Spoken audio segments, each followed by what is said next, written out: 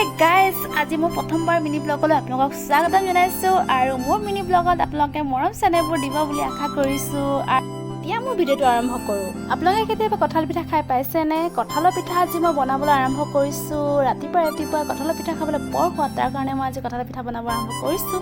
এয়া চাওক, প্ৰথমতে ল'লোঁ চাউল গুড়ি, তাৰপিছত লৈছোঁ এইখিনি কঁঠালখিনি চালি লৈ ৰসখিনি উলিয়াই লৈছোঁ। আৰু এইফালে চাওক কঁঠালৰ ৰসখিনি আৰু চাউল গুড়ি মই মিহলাই লৈছোঁ। তাৰপাছত এইফালে চাওক ৰিফাইন গৰম কৰি পেলাই ৰিফাইনতে দি দিছোঁ আৰু একদম ছেম টু ছেম মালপোৱা নিচিনাই হৈ যায় আৰু খাবলৈ যে ইমান সোৱাদ, মই আপোনালোকে কি ক'ম আৰু।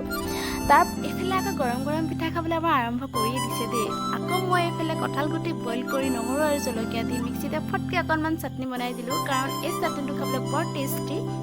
তাৰপাছত আকৌ মই ইহঁতক ইয়াত ভাত খাবলৈ দিছোঁ।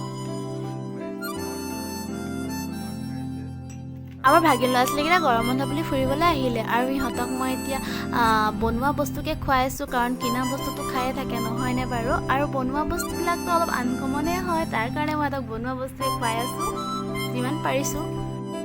তাৰপাছত এতিয়া ভাবিলোঁ ৰাতিলৈ কি বনোৱা যায়। তাৰপাছতে আৰু আলু পৰঠাকে বনাবলৈ আৰম্ভ কৰি দিলোঁ। এয়া চব ধুনীয়াকৈ আটাখিনি মাৰি লৈ আলু বইল কৰি সানি তাৰপিছত ধুনীয়াকৈ আলু পৰঠাখিনি বেলিবলৈ আৰম্ভ কৰি দিলোঁ।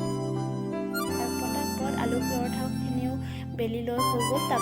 তাৰপাছত আলু পৰঠাখিনিও বনাই হৈ গ'ল আৰু সকলোৱে খাবলৈ লৈছে। আৰু আজিলৈ মোৰ মিনি ব্লগটো ইমানতে সামৰিছোঁ। আকৌ লগ পাম নেক্সট মিনি ব্লগত আৰু আপোনালোকে মৰম চেনেহ ফূৰ্তি থাকিব বুলি আশা কৰিছোঁ। আৰু আজিলৈ